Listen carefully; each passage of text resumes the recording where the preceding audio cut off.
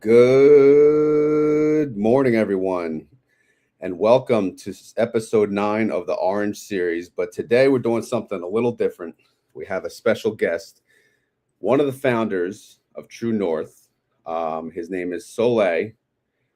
His ex name, you're going to like this, is Knights of Nit. That's So, it. and I know I heard you say that in a couple of interviews, and I couldn't wait to say that because I used to say that all the time from the movie. But welcome, Soleil. Thank you for getting up. FYI, guys, he's a trooper, man. He had a podcast from 10 to 12 last night, and I don't even know if he slept, but he's here with us. So thank you very much for joining. Could you kindly introduce yourself to the crowd here? Yeah, appreciate it. I took a little nap, so I'm good to go. I'm bright-eyed and bushy-tailed. Thanks for having me on the show, RD. I've been looking forward to this for a while, and I binged the Orange series, and so I'm just really excited to hear what kind of things you and the listeners want to talk about. But yeah, so you want to talk about True North first, or just in Yeah. general? Let's dive into that because I know you and a bunch of others, we'll say, founded True North.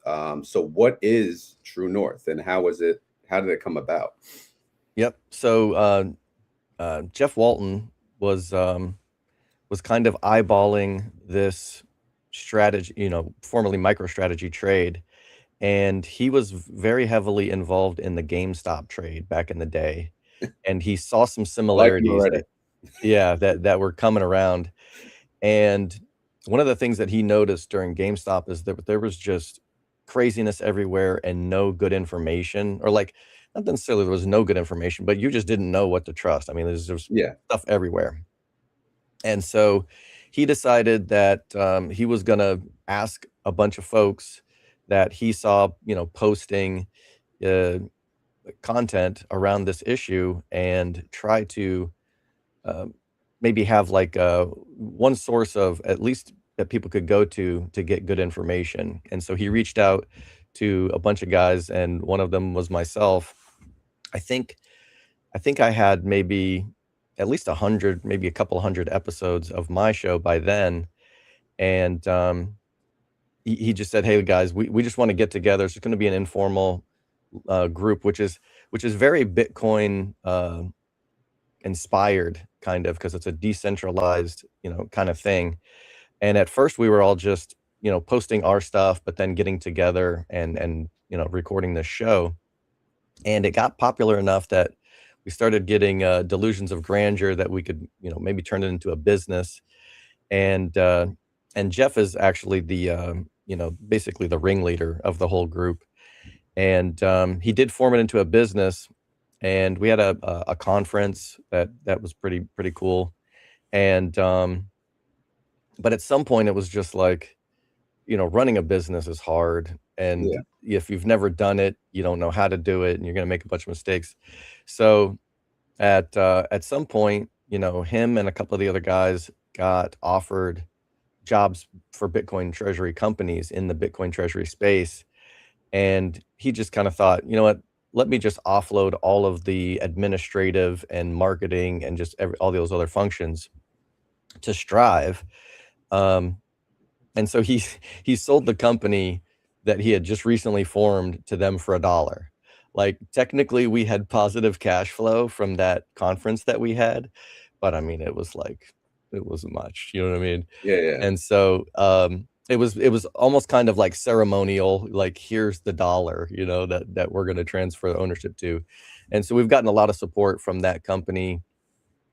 You can see that the level of production has increased dramatically, and the one thing that I was nervous about, but so far have been reassured, is I did actually meet with Matt Cole briefly, and without divulging anything that I'm not allowed to say, I really just wanted assurance that we were going to be able to continue to just say whatever we wanted and not have to worry about corporate. You know what I Yeah, mean? because That now was you're under a like, public company umbrella, so yeah, it's a little different. yeah, exactly. And I was kind of joking with the guys. I was like, all right, we turned this into a company. I was like, if I have to start attending HR meetings, like, it's over. I'm out of Yeah. here. Like, I don't, I Yeah, I don't watch what want you more say on jobs. here, right? Yeah, I want less jobs, not more jobs. This is not what I'm here for. Yeah, So, exactly. that was actually pretty cool, and so far so good, and he did reassure me. He's like, "Hey, as long as you guys are, operating within the law, like, if you're gonna break the law on camera, we might have a problem with that." But, they basically said, "You can say whatever you want, even about Strive, and you're gonna be an independent voice." And so I really like that, and, so far so good. Nice. Yeah, so basically it sounded like you guys kind of knew each other online. You had the same ideas and thoughts. You just got together, you made group. Were you guys doing the podcast before Strive bought you for $1? Oh, yeah, Or yeah. yeah, Yeah, yeah. we've been Okay. doing the podcast maybe for close to a year by then, Okay. and, yeah, I I don't know how corporate people think, so they must have thought, "Okay, we'll get this, you know, rising in popularity media arm," and you know what? The Bitcoin space is a little bit unique in general, so it might be worth talking about this. Um, there's something weird that happens within the Bitcoin treasury company space in that they support each other, and you'll see, like, Michael Saylor retweeting other companies buying Bitcoin, or, they've done some kinda deal in the market and, they're gonna fund some Bitcoin, and Yeah. it's a weird supportive thing that you would never really see Apple and Amazon and Tesla doing, like, unless it's for your customer. Like, you'll see NVIDIA compliment Elon, but it's like, "Okay, well, he just bought 10,000,000 of your chips," or whatever. Um, and so it's a very, kind of supportive space because if Bitcoin succeeds, then everyone who's in the network succeeds.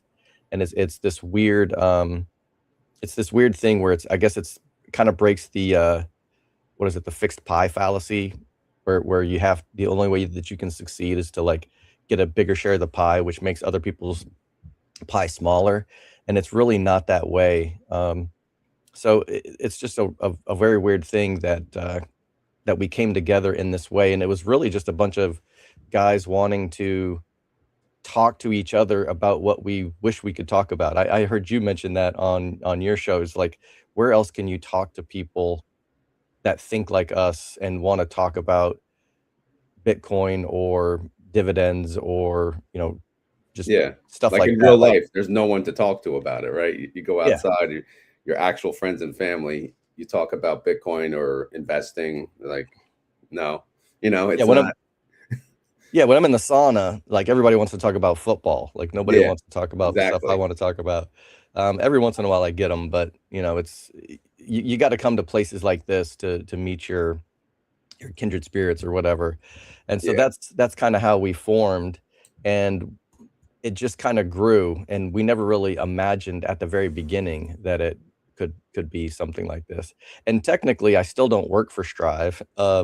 There is rumors that we will have some, like, independent contractor contracts, but, up until this point, it's still just been completely informal, and, they did send me a check for the work that I did before they bought the company, which I thought was kinda nice. I just treated it like a tip, like, "Hey, Yeah. here's a tip for the work that you did before we actually owned the company," which I guess they didn't have to do, but maybe there's some kinda legal thing where, like, "You know what? We wanna just, It's good get" faith, Yeah, good faith, or even just kinda like, "Hey, you did this work, we don't wanna get sued in the future, you accepted this cash payment, and you're good to go." But, Yeah. there's never been, like, any, strings attached, like, "Hey, we'll give you money if you say this." It's just like, we've been doing the work voluntarily for free, for nothing, and, it was deemed to have some value, and so it's working out. You got a question from Parabolic. Not sure if you know her. She's another Bitcoin fan from X. Welcome. So, Leo, whose idea was it to brand the astronaut suits? And is Jeff's business no longer with True North? The astronaut suits, I think that's gotta be something of Jeff's idea, but unfortunately, I don't know the lore behind that, but now I guess I gotta be interested and find that out. So we've got a guy named Justin also that helps with the thumbnails, and he actually puts a lot of effort into those, Wednesday weekly show thumbnails. There's a lot of Easter eggs in there, there's little nods to things that are happening in the market. Sometimes if you check the background, you'll see, little things that you can pick up on. But Yeah. the astronaut suits, it might be Bitcoin related, like, you're always waiting for the God candle that's gonna send us to the moon, Yeah. so that could be something along there. Okay. But the second part of the question, is his business no longer with True North? So he's still like officially, he's still I don't know if he's the CEO of True North or whatever, but he's still kind of in charge of it. And, but I don't think that's a paid position. Like, he's the chief risk officer Yeah. at Strive Yeah. itself. The So C that's a, CRO and CEO. I wrote that in the acquisition letter here. yeah. So he's got a real job with Strive. Okay. And then he's just kind of still runs True North. So he's still the ringleader for us there. Okay. All right. So now, when we were supposed to get together a while back, and I apologize for it took this long. And at that time, I heard an interview with you. I think it was on Mhm. Treasury Orange or something. Mhm. Um, I believe you said you were able to leave your 9 to 5 by making money. You essentially retired on options, right? Yep. Which that's literally one of the channel names I have, right? Is it? So is that true? Did you actually leave your 9 to 5 because you were able to build enough income, make enough income through options Yeah. trading? Yeah, that happened in December of 2024. Um, my it was probably after March happened, after the run up in March, I was eyeballing the portfolio and I thought, I think I can retire. And my wife was like, well, if you can make that much, you can double it, so why don't you double it and then we'll talk. And with Smart. yeah, exactly. You got to have a smart woman around if you can help it. And so then November of 2024 came around and I was like, it happened. Like, it didn't take long.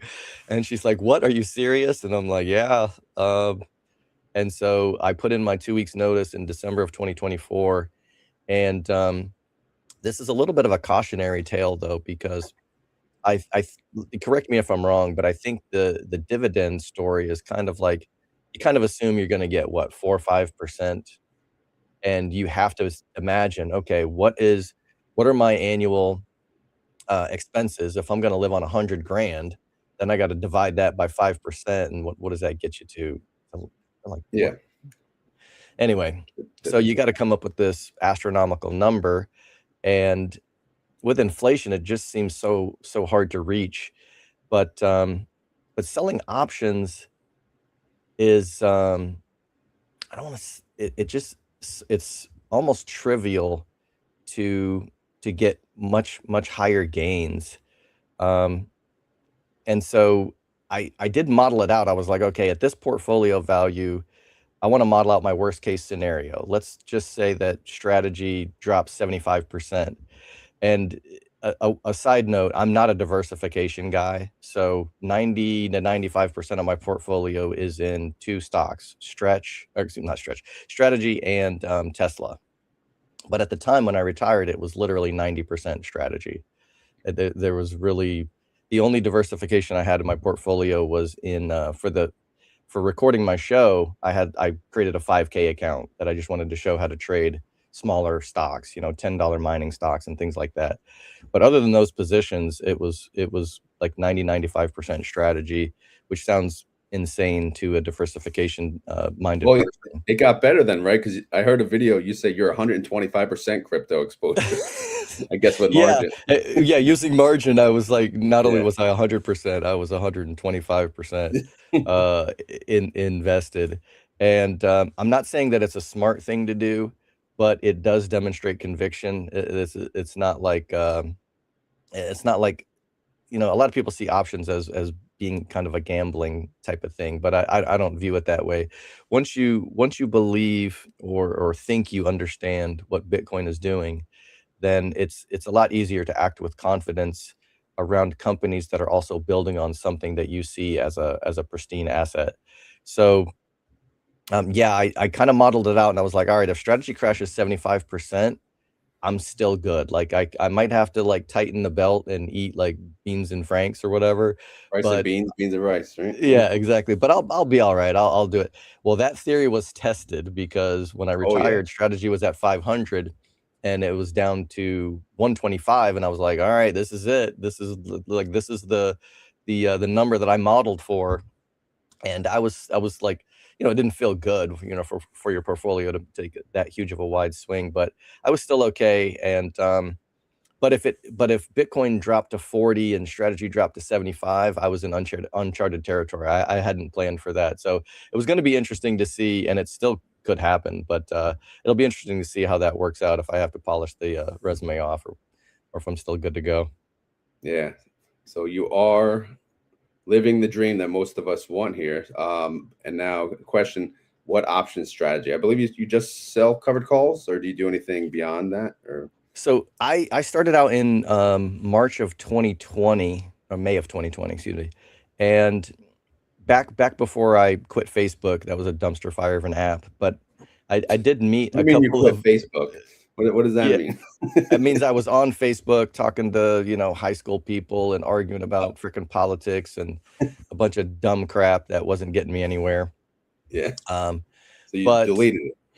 yeah, but I did meet a couple of people that were like-minded, and one of them, I mean, I gotta credit the guy really for putting me on to Bitcoin itself and to Tesla. Like super smart guy, works for IT companies somewhere in the West Coast, and so I was able to make a couple of connections, and one of these guys, a different guy, was like, "Hey, we had worked together. He's like he does like trusts and different kind of financial planning type of things, and he's like, "Hey, I want all of my clients to start trading options."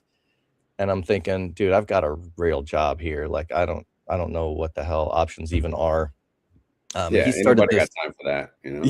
Yeah, exactly. And so he started this. Are you familiar with Clubhouse, the app? No. Yeah, you can get the app on your phone, and it's all audio, so there's no video, but people will join. I guess it's like Spaces, but I don't know if Okay. it's before Spaces.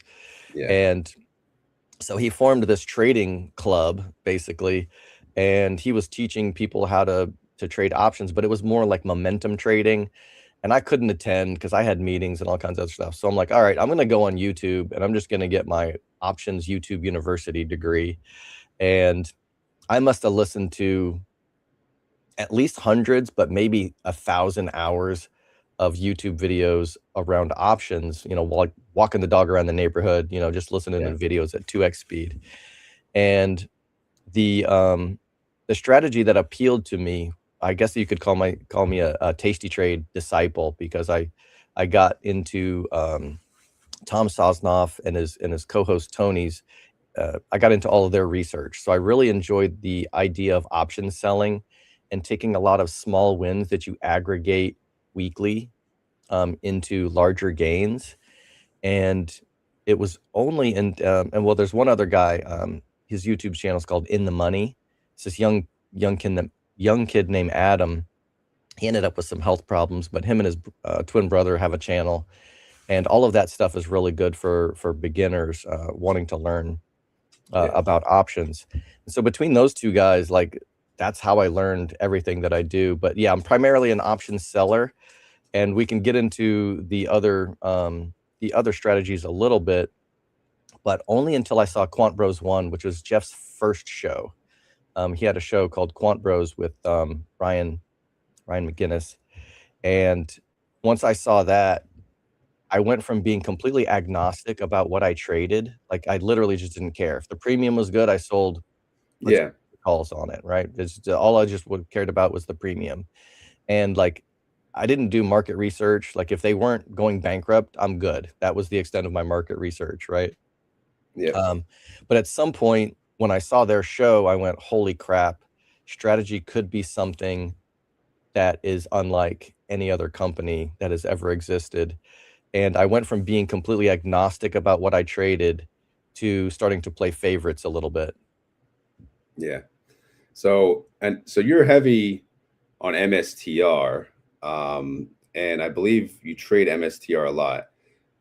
Yep. So I want to ask you I want to ask you this question that came up first, and then we'll get back to options, because I know when you were going to come on my show, you're like, "Are you sure?" I've said a lot of mean things about Misty. I'm like, I don't care, right? So what is your opinion on Misty or Winter? Or do you know what Winter is? I'm not sure, but what's Yeah. your opinion on those funds now? Again, maybe a year ago, I think you hated them. Or what's your opinion on it now? Yeah, I think there's unfortunately, I think there's an inherent problem with those products. And Jay actually has addressed those concerns. But while it does make sense to me in theory, because I've experienced some of the things that he talks about with my own covered call selling, um, it just seems like the return of capital issue is destined to make those products underperform over a long period of time. And I've heard you say on your show that you like the income aspect of a lot of these products. And there's been a couple of studies independently that other people have done that have actually demonstrated that just buying and holding strategy itself and just peeling off a few shares to pay your bills is a better income strategy than Misty. So I'm no longer a fan. I even did like a challenge. I was going to try to outtrade Misty, and it was probably the worst possible time to be aggressive and take leveraged positions, because it was right after the blow off top in November of 2024. I think it was beginning of 2025. And so Bitcoin was coming down, strategy was coming down. That's when Misty Yeah. started to underperform. And then all of my covered call strategies were underperforming as well because I was using poor man's covered calls. So I had like a lot of long leverage. So for the first couple of months, Misty was actually beating me pretty soundly, and it wasn't going very well. But in the middle of the summer, Bitcoin started to kind of rally back, and so did strategy. And at some point, I started out trading them again. And it wasn't necessarily a function of like, oh, mad skills or anything. It was just really kind of a function of there's just a little bit of slippage or friction in those funds. And if you trade it yourself, um, you're just going to eliminate that fee that a company takes. So it's nothing necessarily even against YieldMax itself, but the strategies are fairly simple. So I don't really see the point of outsourcing, you know, selling a covered call or a cash secured put to a company. Like they don't have access to strikes that we don't. You know what I mean? Like they don't have access to expiration dates that we don't. Sure, they've got this giant pile of liquidity, but if you trade within your portfolio, I think any person with a little bit of time and effort can can really just take control of their own finances Well, and make some things they do happen. have access to the European exchange. A lot of these funds do, which we can't really, they can get down to the penny strikes. Misty, I don't believe utilizes that, but maybe on their synthetics they do, so they don't get early assigned. But yeah, no, I get what you're saying, but keep in mind, and I know this because we're in our own little bubble, right? We're like, just do it yourself, right? But there's so many people, they don't even know how to buy a stock, so we're thinking like, all right, just sell your own options. So I'm on both sides, right? So I'm like, I'm on the side of, yeah, I don't want to be limited to their prospectus, right? Because if you buy Misty, you're limited to their strategy, right? Well, meanwhile, like for you, you could do whatever you want with your MSTR. You're selling calls. You're like, you know what? I'll bump up the strike or I won't. I'll do whatever the hell I want because it's my money, right? So the flexibility of doing your own options, it's unmatched. Plus, not to mention the learning. Like I'm sure you're learning every single week. I think you do weekly expirations, but I'm sure you're just learning every time. But the one thing I always say, I'm happy that these funds came out. It reminded me because I traded options before they came out. And I kind of gave up because like you, I was trading my first stock. I think was AMC and then TQQQ, and I didn't Yeah. even have any money really, and I just lost my ass. And I'm like, well, I'll take a break. And then these came out. I'm like, okay, the power, of premium, is realized. Maybe they're a little aggressive about it, right? which obviously it shows, especially in this type of market. But I will yeah, say, no, good. go ahead. I was gonna say the one compliment, or I guess bullish thing that I can say about Misty is that it will be the highest performing YieldMax product of all time. And so, in order to hide that bit of return of capital, the underlying asset has to perform well. If it performs well, it can hide any of those, inefficiencies. Um, I guess, well, the Tesla will probably be okay as well, just because I'm so bullish on what Tesla is going to do. But yeah, if I had to choose two products, it would be those, because I think the underlying asset will go up so much, it'll kind of hide those, inefficiencies. But winter, um, you know, I get the idea of like, okay, I can just buy maybe a 60/40 of both, and Yeah, it eases the pain of the downswings. But when when I think about where Bitcoin is going and the amount of Bitcoin that strategy is going to buy, I can't conceive of a situation where I would like actively be bearish on strategy and be like willing to short the thing. I'm I with can't. you. I There's won't. no I way. won't do it. I'm not I doing it. can't own. I'm Yeah, I not can't own shorting this winter year. at all. That's not Yeah. happening. Although, yeah, it's been successful, but I don't care. I'm not shorting No. MSTR. I'm not. That's not happening. But I'm completely with you on that. Let's circle back to your strategy. Do you do poor man's covered calls, or do you just sell calls in the shares you own, or both? Yeah, I do both. And I think just without giving absolute financial advice, if someone is looking to get into options, I think it's better to come in on the selling side first and study like the Tasty Trade model. Um, and the reason is because when people buy options, that's when you just go broke super quick. And I think that's where people get PTSD from, like, "Oh crap, I lost all my money in 2 weeks because I was buying these weekly options that just decay Yeah, so quick, and like, where did my account go?" But when you start selling options, you're capping your upside and you're taking these little guaranteed wins. And I think it's a much easier way to cut your teeth and, almost like training wheels. Like, you can book a few profits and you're like, "Oh, okay, this I see how this works." Um, I think one of the most dangerous and worst possible things that can happen to a person who gets into option and is buying options is to have immediate success, because you're probably going to make some money for the wrong reason and learn the wrong lesson.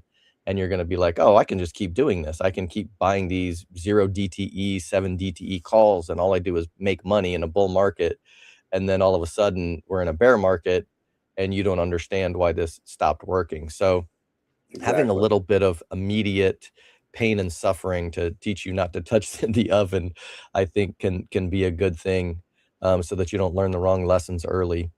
But Yeah. to answer the Plus, the question, earlier you are, the less money you're playing with. So you probably will lose less money versus later on, you'll risk more money and then you lose. I get it. Yeah. exactly, losing some money early on can save you hundreds of thousands or millions in the future. So just be kind of grateful for those early lessons when you're trading small amounts, right? Yeah. Um, But yeah, poor man's covered calls, I really like. In a bull market, they're amazing. In a bear market, they're absolutely destructive to capital. So when I first started selling options, it was all on Robinhood. And like you, I just, I picked a couple of cheap things. I did trade AMC early, I think back during the GameStop days. But I think the first stock I traded was, I can't remember if it was Hertz or one of those crappy car companies that was like maybe going Carvana. bankrupt during COVID, Oh, okay. like car rental companies. It was either Hertz or one of the other ones. I Mm, don't think it was Enterprise, but all right. I thought, oh, this is a cheap stock under $1. I'll sell a cash secured put on it. I got paid like a nickel in premium or something for the 75-cent stock, and I was so proud of myself. And then, of course, as soon as I saw the news, like Hertz has been in bankruptcy talks for 5 weeks, I'm like, oh well, this was dumb. Like maybe I should Yeah. figure out what I'm trading here. But I kind of saw how easy running the wheel strategy was. And at some point over the next couple of months, I just took my whole IRA Actually, it was a 401k at that point.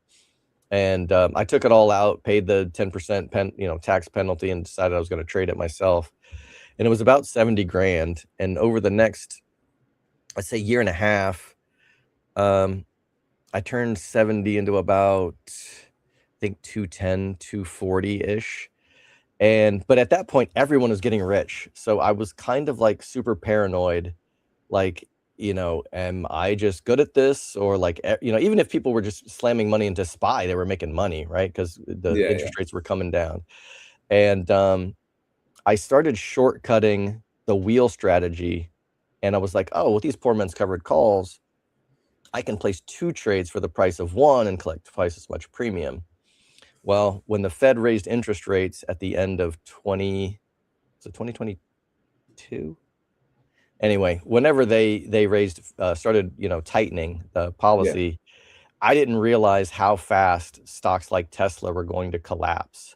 And so all of that money that I made over a year and a half, I gave back to the casino in like 3 to 4 months. So my poor man's covered calls just decayed like insanely fast, right? That was when Tesla was at 400 a share and dropped down to 100. And so I rode those poor man's covered calls like all the way back to my original investment. Like it was just all gone. So I kind of was like, all right, let me just dust myself off and restart with the wheel again. And yeah, I think the wheel is much safer. A poor man's covered call, if you're at least reasonably bullish to the point where you don't think the stock will go down, I think they're fine. But if you just or if your position size is out of whack, they can really screw up your portfolio. So I mean, a safe percentage to keep poor man's covered calls down to might be 10%, or if you're really adventurous, maybe 20% of your portfolio. But um, if you let it get too big, and then anything can happen in the market, those poor man's covered calls, the covered call side of that strategy will never keep up with the depreciating long call portion. So I do yeah. love poor man's covered calls, but in a limited fashion. And I can't remember what the second half of that question was. Weekly, weekly DTEs. Yeah. Yeah, I love weeklies as well. So with Tasty Trade, a lot of their research is around 45 DTE. And so there's a different theta curve that goes along with out of the money versus in at the money options. And according to their research, if you're going to be selling something, 20, 30% out of the money, 45 DTE is the sweet spot. That's when theta decay really starts to ramp up, and you're going to be able to, mechanically capture as much of that premium as quick as possible over, maybe 2 to 3 weeks, and roll around the 20 to 24 DTE time frame. But if I just don't care about upside and I want to just slam premium, I'll sell weeklies and a little bit closer to at the money, because theta has to decay by expiration date, right? It just yeah, the theta curve almost doesn't matter for weeklies, because it's going from 100% to 0% in a week. So if I want to be very aggressive and just slam premium, there's a guy, I can't remember his name, but he's very entertaining. But he's always talking about collecting the juice. I don't know if you've seen this oh guy. yeah, the bald guy. I think so. Yeah. Yeah, yeah. I sold these on strategy. I got $1,000 in juice, and it's just The the juice, the juice. juice, Yeah, the he juice, says the juice. the juice. And at first I thought, this guy's a little out of his mind, and I was kind of like watching. I was like, his strategies aren't actually bad. He's a little eccentric, but yeah. If all I care about is the juice, then I'll sell weeklies, and much closer to at the money if I'm not really worried about the upside. And I have had to do that recently, because my portfolio had decreased to a size where I was like, all right, I need to be a little bit more aggressive with the premium here just to keep the lights on. And Yeah. so, yeah, I employ all of those strategies. So what tickers do you actually trade? MSTR and Tesla only, or do you do others? So in my main account, I've got, uh, yeah, I got about somewhere between about 45% in strategy and the other 45% in Tesla. And then I think I did add some cipher positions in a margin account. Sometimes the cash secured put positions can be extremely efficient. For example, I think the buying power reduction on some of the 45 DTE cash secured puts was about equal to the premiums that I was getting paid, which is kind of ridiculous. So in order to get paid like $100 a premium, it was only, you know, uh, debiting my option buying power by around maybe 110, 125 bucks. And so I did add some cipher positions in the main account. In my IRA, I think I've got some cipher and maybe some iron. With miners, I started focusing on the ones that are all dual plays. A couple of guys that I know that are more into the miners than I am. I literally do almost no market research on the mining companies, but Cypher and Iron were also AI plays. And Okay. so, they'll mine, but I think they also have some data center, they're gonna make some money off compute or whatever. And so, with the other 5 or 10% of the portfolio, I'll put some money into those. And I'm trying to think, is there anything else? Oh, so I've got some Strive positions as well. And we've already noted that I guess technically I sort of work for a company that works for Strive. Um, and so just keep that in mind. If I say anything good about Strive, have to be suspicious that I'm trying to pump my bags or something. But yeah, my Strive position is pretty small as well. I'll run the wheel on that, sell cash secured puts, and if assigned, turn around and sell some covered calls. I do like leaps in strategy, Tesla, Strive, but you have to be very careful position sizing and making sure your portfolio is not just chock full of tons of leaps. Yeah, exactly. There was a question here, and I think you guys have some stuff on your website about it.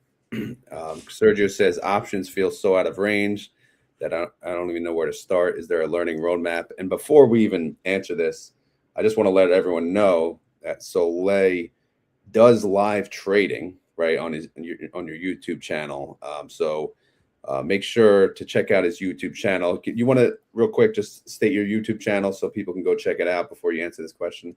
Oh, sure. It's the same as the X handle. It's Nithu Sezni, and the name of the No, show you is got it. the Orange. Like to say, nah! Yeah, Right? it's the Orange Pill Investor, What do you and like? Do you love that movie or something, or is yeah, just it's funny because if you watch the whole movie, you're like, this damn thing is corny. But there's a few just iconic scenes. The Black Knight and then the Knight Ni is pretty iconic. But when I was a gamer back in the day, that was my gamer tag, was do you Knight Who remember the Says part where Knee. they say, "We are no longer the knights who say nah. We are Yeah. the knights who say icky icky fucker." That Yeah, part was so hilarious. I don't know. yeah, Everyone's so probably maybe if thinking, I "What the hell's wrong with these people?" But that part was yeah, hilarious. if I trash this channel and I start a new channel, maybe I'll have to be the Knights Who Say Icky Icky, whatever the hell that Yeah, was. I'll come on. We'll just talk like they talk in the movie. Right? Yeah, exactly. All right, so Well, this question feels so options feel so out of range, meaning they're just hard to learn. I think that's what mhm. what they're saying. Yeah, yeah. Uh, yeah, so I do have a beginners playlist on my YouTube channel. Things that I thought were helpful. So this kid, Adam, whose channel is called In the Money, I thought his options beginners videos were very excellent, and I think he did them on Robinhood and Webull. Go to Tasty Trade. Tom Sosnoff doesn't actually work for them anymore. He started a new platform. So I don't even know if all of the Tasty Trade stuff is still out there and online, but all of their research was top notch. And who's the other guy? Kamikaze Cash. Have you heard of this guy? I think Um, so. Yeah. he's I, got some very good tutorials on the wheel, cash secured puts, covered call selling. And so I've got a beginners playlist of other people that helped me on my YouTube site. And then on my X channel, I actually, in my pinned comment, is a handful of about 10 or so of my core strategies. So it's going to be the wheel, cash secured puts, covered calls, poor man's covered calls, um, and how to manage trades and do rolls and things like that. My shows, I don't know, today will be like episode 589 or something ridiculous. you're still Like you don't want counting to them. watch.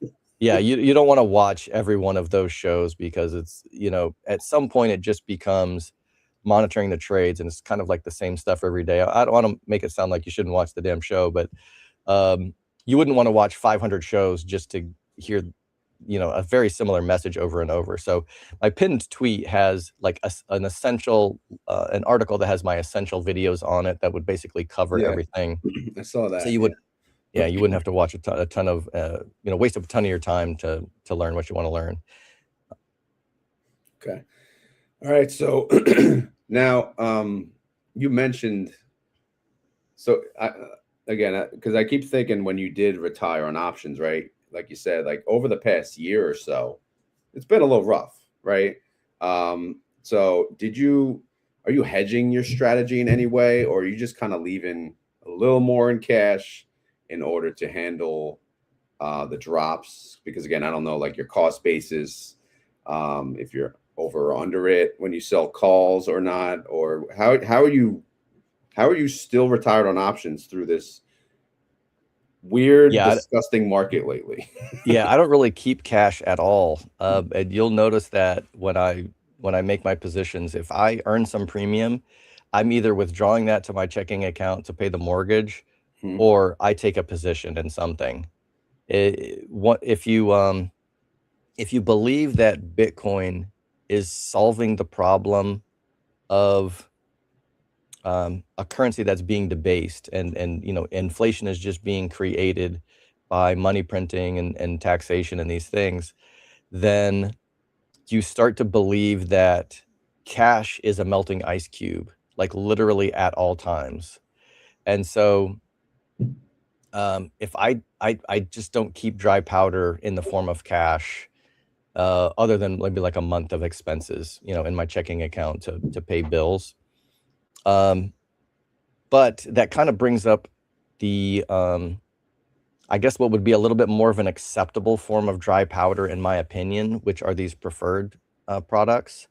So, let's just say, for example, if I sell a covered call on a strategy position and I make $500, well, $500 isn't enough to buy 100 shares of a $10 mining stock, right? You need $1,000 for that. Yeah. So what am I going to do with $500? Okay, 5 shares of SATA, 5 shares of Stretch, and then, Yeah. okay, next week I sold another covered call. All right, I got another $500. All right, well now I can sell the Stretch. I've got $1,000. I can sell a cash secured put on a mining stock that costs $10. So I see those preferreds as like a better dry powder than holding cash, and that's primarily the way that I use those products. Yeah. No, I 100% agree, and that's actually the next thing I wanted to talk about. Um, are you so? I know again. I assume you could talk about Strive, SATA. Are you a fan of both STRC and SATA, or like you said, is it basically your cash reserve investments essentially, right? Yeah, I love the products, but they're not necessarily directed towards a vol junkie like myself. Like Yeah, they're too I'm safe all for you. about yeah, yeah, exactly. It's way too safe. Yeah. Um, I kinda can't be bothered other than, I guess so there's a weird thing depending on the policy or how they calculate your margin, Yeah. which can be another efficiency for selling cash secured puts, right? So if you're in a cash account and let's just say you've got $1,000 and you sell a cash secured put at the $10 strike in a $10 mining stock. Well, in a cash account, they're gonna debit your account that $1,000 in case you're assigned. But in margin account, I don't know, they might only debit $200 of that. And they're gonna let you trade that other 800, even though if it goes down, you might end up with a margin call, right? But these products seem to be like a little bit of an easy way if you believe in Bitcoin and you believe that these companies are, trading wisely. Like that other $800 could just be 8 shares of Stretch or SATA, and if they maintain their peg, and eventually if I were to get assigned, a next month or, in a couple of months, if the stock goes down, then I can just sell those 800 shares, get my $800, take, possession of those shares at, the $10 strike, And during that month or two, I've collected some dividends on that money. So there's a weird synergy with selling cash secured puts if you have a portfolio margin account and getting paid interest on your, what should be the cash secured portion of the cash secured put. Yeah, because and I to talk about cash secured puts and SETA announced they're on the options chain now, right? Mm-hmm. So I already kind of looked at STRC on the options chain, and I mean it's awesome that it's on the options chain, but really it's like, okay, I'm not selling the put for 100 because I don't want to buy it at 100, you know, and 95 I'm not getting assigned, so I'm gonna put $9,500 on Yeah. hold for what, a 10% annualized yield. I feel like maybe one day, and I think I heard you say this, dollar intervals or maybe even 50-cent intervals would make sense. Would I sell a put at 99? Oh, maybe, Yeah, if right? there's if there's some But meaningful premium there. exactly. You're not going to get premium at 95, right? You're not going No. to get premium at 90, and forget anything under 90. Like it's a goner. But it's funny that they're on the options chain, and I think it's I awesome. agree. It's But it's so weird. Like I don't know who's taking the other sides of these trades, because I can promise you with absolute certainty, even though, I've never been in the strategy headquarters, but if Stretch is trading at 100, it will not go to 101. They are going to be hammering the oh yeah, ATM, oh yeah, selling as much as humanly possible because they want to have money to turn around and buy Bitcoin. So I don't see any situation where Stretch could be like finish at expiration out of the money at like 150 cents, 101. yeah, That's never gonna happen. So yeah. So I even guess it's the selling market. calls, right? Selling calls at Yeah, 100, like but they're gonna take your stock and get your dividend too. You know, yeah, so exactly. I'm not And doing so that either. the premiums are totally uninteresting to me Yeah, on Stretch or SETA. I mean, it's cool that they have the options because when you have an options market, it's going to increase the liquidity on the underlying. So maybe it benefits the company, but maybe it's the market makers that have to like provide a market. But I don't know who the hell's trading these things. I find them pretty uninteresting. Like to collect like 1% of the underlying in premium over a month or two was like, no, I can't be bothered. I can't be bothered yeah. to do I mean, that. you're better off just buying STRC because I mean, you're gonna so, but yeah, and Yeah. it's just so weird, and maybe it's too new, and maybe they will do 50-cent intervals because I think they'll get a lot of action there, or even 25 cents, right? Just make it interesting because right now it's not interesting. You No. know, it's not. If it maintains its peg, it should be uninteresting. Like if Stretch and Seder continued to remain volatile after a year, 2 years, 3 years, that would be a bad thing because if you're substituting these products for your checking account or your savings account or your 90-day emergency fund, you don't want them ping-ponging around between 90 and 110. You want the damn thing to be 99 to 101. Like I want my balance to be my balance. Um, and so I guess Yeah, if I wanted to say something bullish about Strive, they are the only other company that is in. I know you cover the top. Well, it's Bitcoin Treasuries covers the top 100 or maybe 150, and of the maybe 10 or 20 companies that have 5,000 Bitcoin, that's kind of the minimum that you need to offer these preferreds because otherwise you can't really IPO it with enough size to be even interesting to the investment banks. Um, so Strive really kind of pulled a fast one and like got enough Bitcoin to be able to even offer this product. So they they're probably I guess in a class above most of the other Bitcoin treasury companies at this stage. Um, even to have the preferred offering at this point was something that I think all of the companies would probably aspire to. But now that we're kind of in this bear market crab walk situation, it's hard for any of these other companies to even get the sentiment behind, doing something like that. So they kind of like made those trades happen by the skin of their teeth, and I think they got in just under the bell. So Yeah. And it came out pretty quick too, because when it came out, I was still not even in STRC. I'm like, oh, another one. But once I actually took the time and learned the product, I'm like, now I'm buying $10 of both every day. So it's yeah. like I'm a huge fan of both. I'm a fan of Strive now. Hearing I forget his name. What's the main guy? But Oh, Matt Cole. his what's that? Matt Cole. Yeah, yes, yeah. He's I like when I hear him, I just feel it. You feel the motivation, you feel the hunger.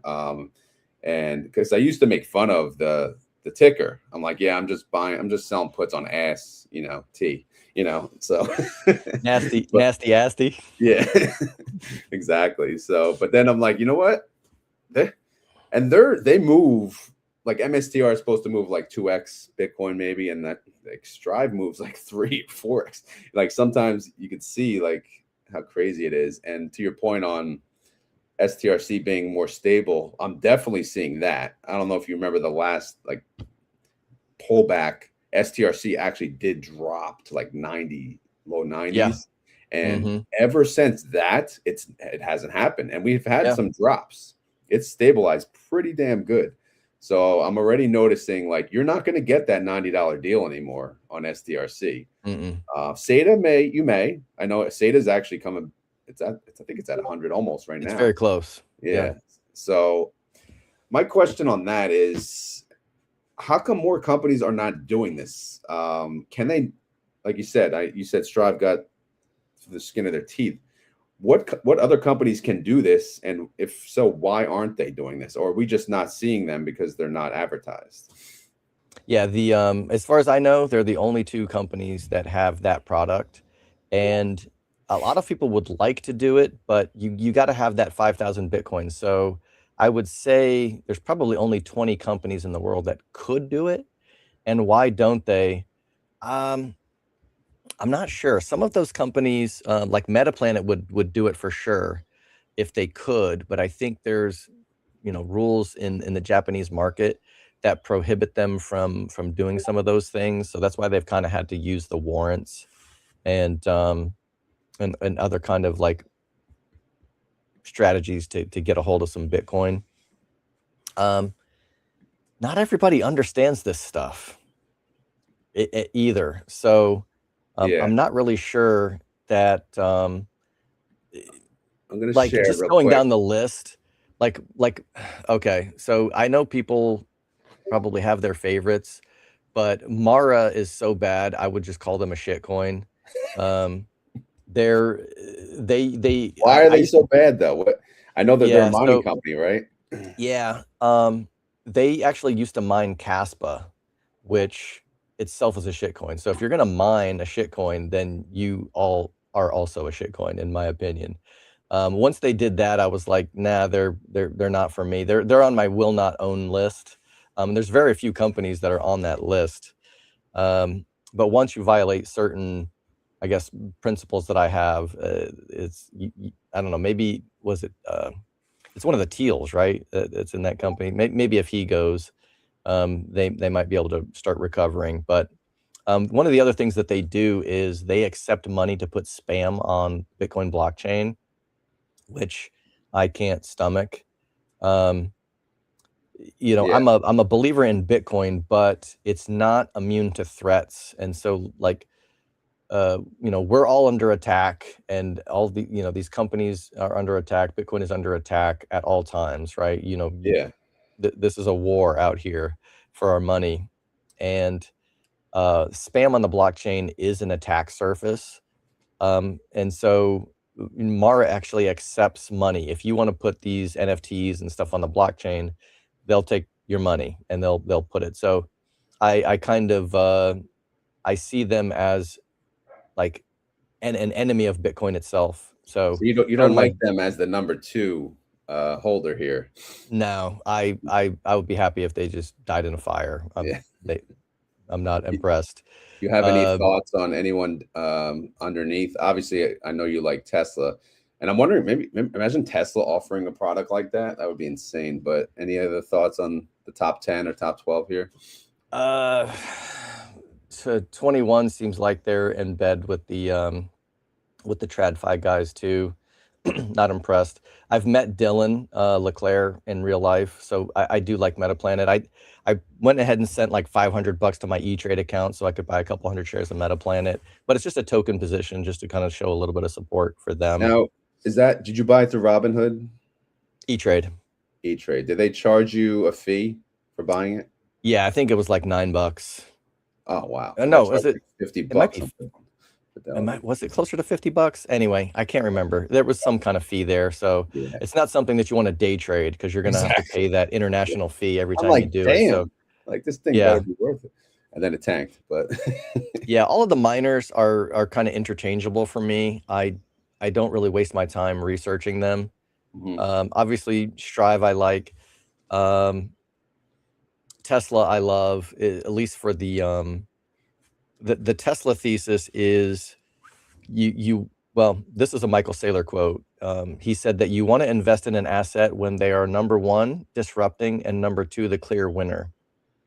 And good examples that he gives for that is like, okay, when Netflix put Blockbuster out of business, and when Apple put BlackBerry and Nokia on notice that their time was up. Facebook put MySpace out of business, right? So Tesla is everyone knows that they're already disrupting gas car industry, but they are actually about to disrupt Uber and Lyft with their cyber cabs. Yeah, And the profits from that will make their electric vehicle sales look like a rounding error. And then once they get that rolled out, they use the profits from that to start building literally billions of humanoid robots. And the subscription service on Optimus robots will make their cybercab profits look like a rounding error. So they're disrupting. They're the clear winner. They have all the data. They have millions of wheeled robots, aka cars, driving around collecting the data. No one else is close. They've won the race, and disruption is coming for anyone that's in competition with them. So that's where I see Tesla going into the future. Hopefully, Elon doesn't get into bed with Palantir and we get a social credit score and become slaves to the matrix or something. But keep an eye on these guys. They're everyone's not on your side, but I yeah, think the company's going to do well. yeah. And their top 12 Bitcoin treasury company. Yeah. So Mason, one of the other guys from True North, he actually is not a fan of Tesla, I don't think. And one of the comments that he made is that Tesla only ever bought Bitcoin once, I think, and they've only ever sold since that. They've never stacked. They had some reasons, I think, they needed some cash or something, or I can't remember if it was a tax Yeah, thing. yeah. But they've got a it's insulting to say a real business, but they make things. They have to like buy supplies and build shit. So if Yeah. they've got to manipulate their money around and buy a factory, good on them. And I think you'll probably relate to this because I've heard you say it in your show, is that if Bitcoin goes to 1 million or 2 million, like you're taking profits. Oh hell And yeah. and I'm I out. agree with you. I'm Yeah, not I agree with out, you. but I'm retired. See ya, Yeah, Bitcoin. exactly. Yeah, And I'll keep so I buying don't it, but yeah, I'm selling. and that's what you should do. Like every Yeah, person should own Bitcoin, every company should own Bitcoin.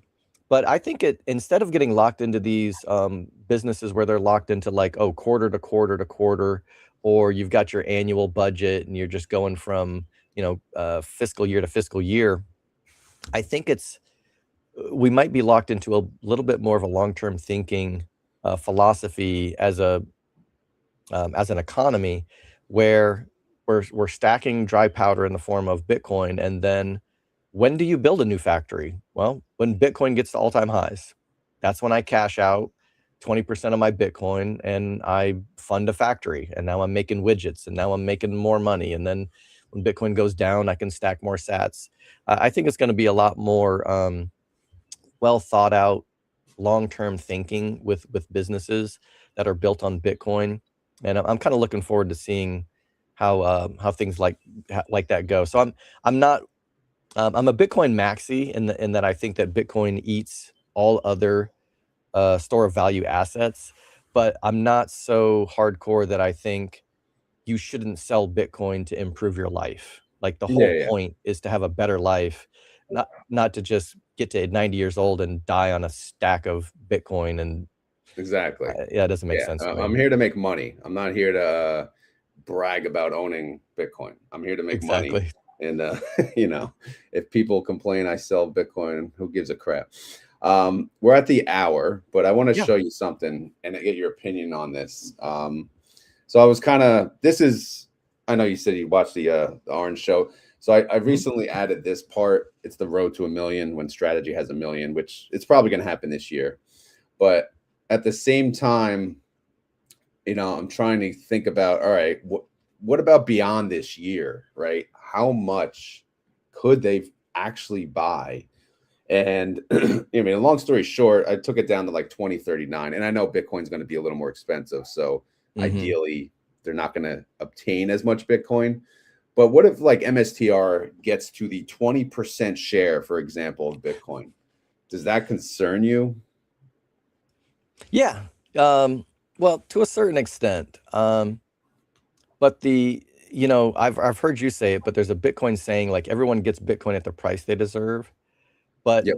you also get liquidated at the price you deserve. So if Yep. you do not handle your Bitcoin well, maybe you trade it with leverage and then you get margin called and, some of your Bitcoin gets liquidated, you kind of deserve your exit price as well. So if strategy continues to manage their stack and they don't get forced into selling any of it, then they can continue to stack.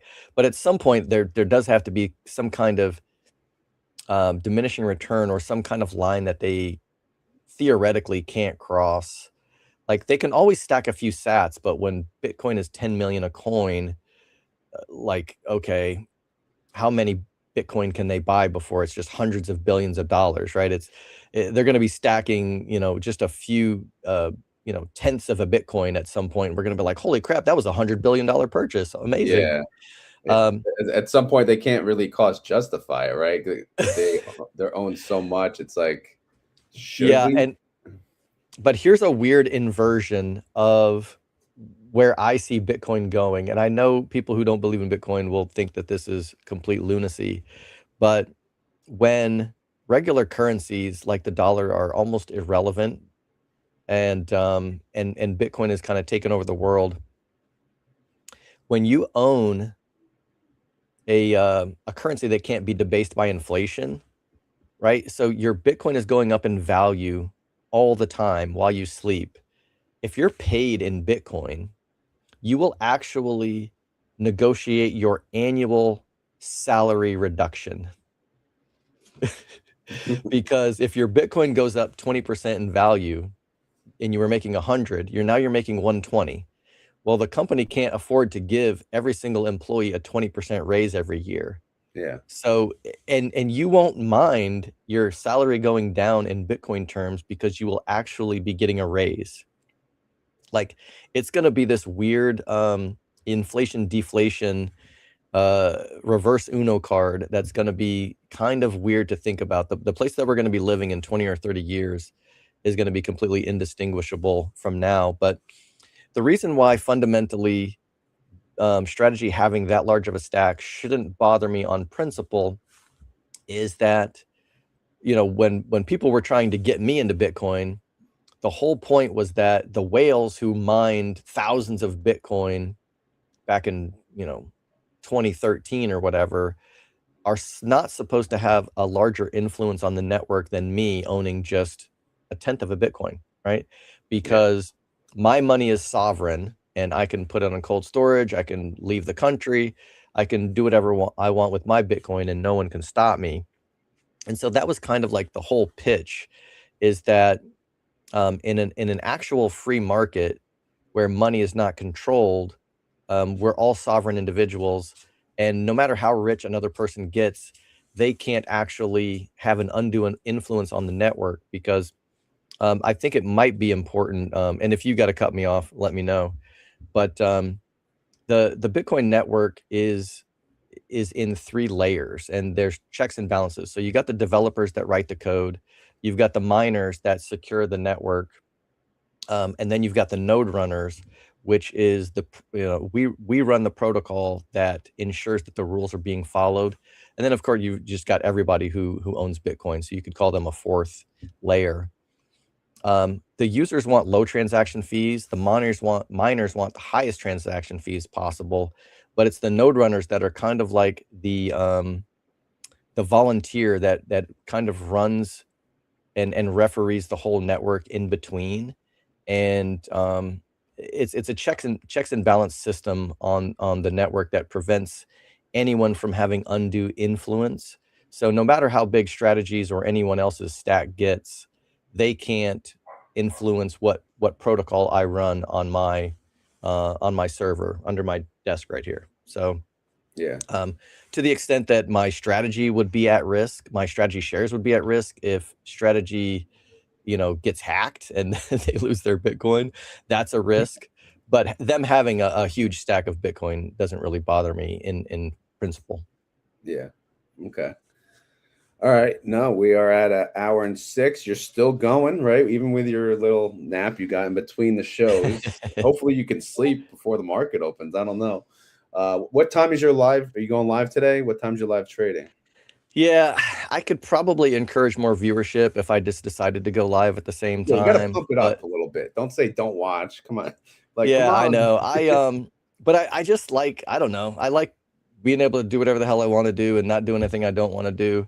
So my dog is under my feet around here somewhere. I wake up. I haven't missed a sunrise all of March, so that's been fun. Actually, yeah, if you're watching this show, you have to pinky promise that you're going to go outside and see the sunrise. It's coming up right now.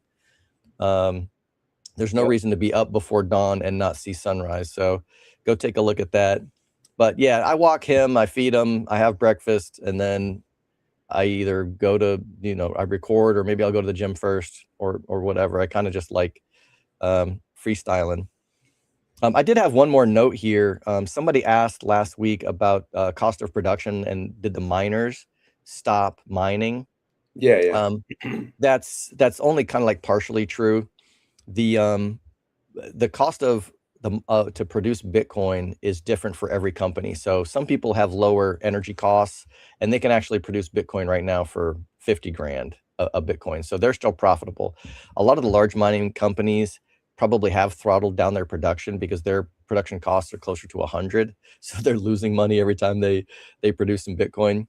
But yeah, that's all actually kind of a feature, not a bug. It's built into the difficulty adjustment.